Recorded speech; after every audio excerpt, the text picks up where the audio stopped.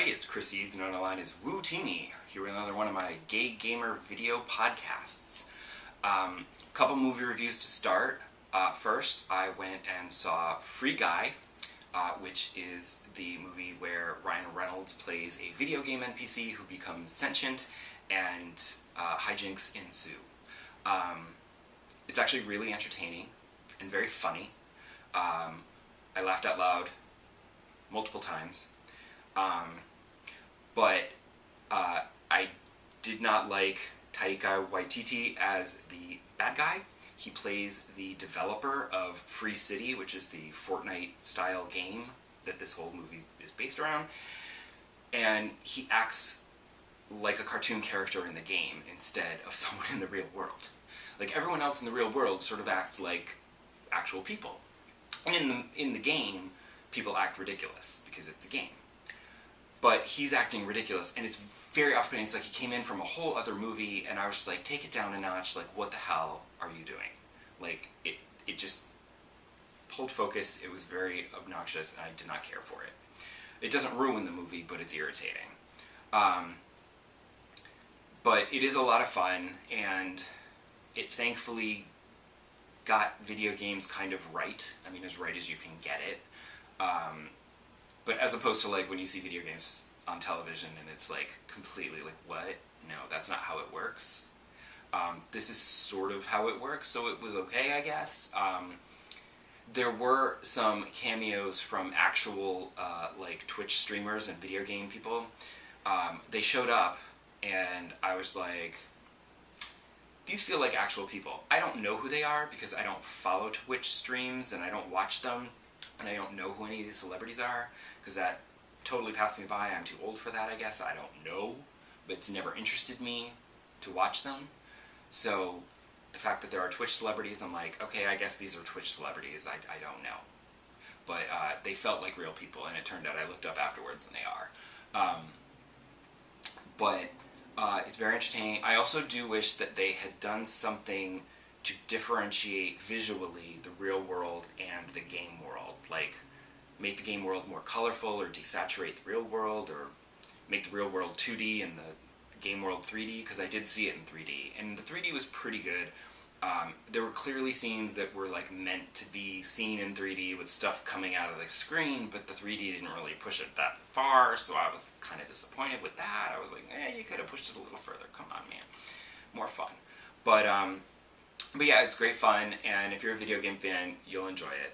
You've probably already seen it, so, because I keep waiting until the following week or two to see a movie when the theaters are going to be less crowded, because I don't like sitting next to people. So the other movie that I saw is also a little bit old, and that is The Protege, which is like a stylish action thriller where Maggie Q plays an assassin who goes to get revenge on the people who killed Samuel Jackson, who is like her father figure and also another assassin, taught her how to be an assassin. And, you know, it's a lot of fun when Maggie Q is just getting to be a badass and kicking guys' butts and killing people, and that's a lot of fun to watch. But there's something that happens, no spoilers, towards the end of the film. It sort of takes away her character's agency, and it really kind of bothered me a little bit. And the actual final scene of the film left me going, what, that's it? What? Ugh, annoying. But it's kind of worth it because there are some great stylish fight scenes, and Maggie Q has amazing chemistry with Michael Keaton, who plays, like, he works for the bad guy, basically. And they have amazing chemistry, and I wish that they had made the movie about them. Like, a cat and mouse movie about those characters would have been so much more entertaining and interesting and fun than the revenge thriller that they made.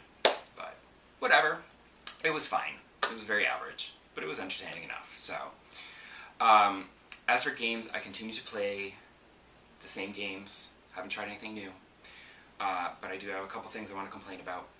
One, in Assassin's Creed Valhalla, I know I was never going to get 100% completion of the whole thing.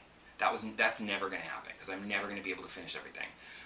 There's just too much. I'm going to burn out before I get to that point.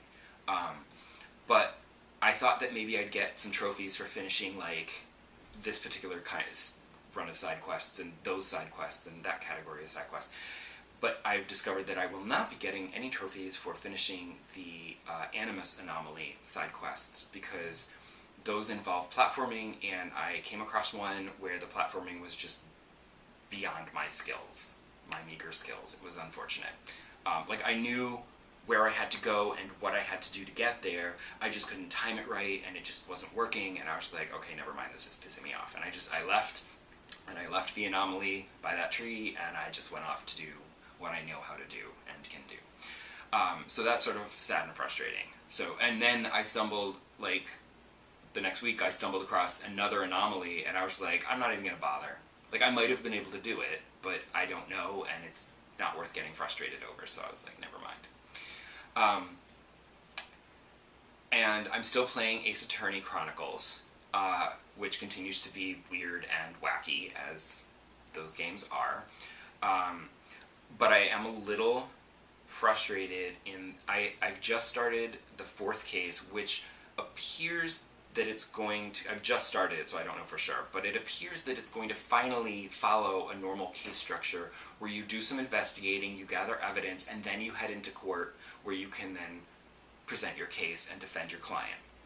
Because, I mean, the 2nd case wasn't even a real case, there was no courtroom or anything, but the 1st and 3rd one, and even the 2nd one, even though it wasn't an actual courtroom trial, like, you're basically thrust into a situation, and you have to, like, discover the clues and figure out the case as you go. You're just winging it. And that just, it wasn't as much fun for me, because I like to know what's going on, and it just sort of felt like it just was like, here, figure this out. Okay, you figured that out, but now here's a twist, and it's actually this, and oh, now here's another twist, and I was just like, oh my god, calm down. Like, you're being a little extra, Ace Attorney Chronicles. So it looks like with the 4th case, things are starting to get into a proper structure, and maybe I'll be able to follow it, and it'll be a little more satisfying. Because it also feels like the end of the 3rd case wasn't satisfying, because you get your client found not guilty, but then he kind of might be, and then there's like a cliffhanger, and then it's like leading you into the next story, but then the next story doesn't have anything to do with that, at least not yet. And I'm just like, what is the story that you're telling here? So, but it's still fun, and it's just ridiculous, and you have to, I'm trying to train my brain to, like, think logically to figure out, figure out the case, but then also you have to think a little outside of the box, because the game is weird and people do things that don't make sense, and you're like, what? Okay, fine. And I'm still not over the fact that in the 2nd case, a major character dies in a really stupid way that I still can't wrap my brain around, and I still don't like. But that's really soured me on the game a little bit there. And I did also want to talk about, there was a Pokemon Direct kind of thing that they did. The Pokemon YouTube channel had a video where they talked about all the upcoming Pokemon games and updates and things. And I don't care, as you know, if you have watched these before. I'm not a huge Pokemon fan, because I find that every game is exactly the same. So I'm only actually interested in Pokemon Legends Arceus, because that feels like that might be a different kind of Pokemon game. However, I hope there's a demo, because that would be really nice, because otherwise I'm going to have to wait for, like, reviews, because it looks like it's an open world game, and you're finally, like, a 3D Pokemon game where you're exploring the world. It's what we've wanted for years, and you're supposed to, like, collect Pokemon and build the very first Pokedex, and that's a great idea, but it does seem like you're still going around battling Pokemon and collecting Pokemon and doing the same old kind of thing. But as long as you're not trying to, like, beat gym leaders and collect badges, because they shouldn't exist at this point in history, it might be a different enough game that I will give it a shot. But we'll have to wait until January when it comes out and see what the reviews are saying about it, and then maybe some of you who have played it can let me know if it's different enough from the standard Pokemon tropes that it is actually new and fun to play. So I'm going to rely on you guys for that one. So come back next time, and I'll talk about some more crap. Who knows what it'll be.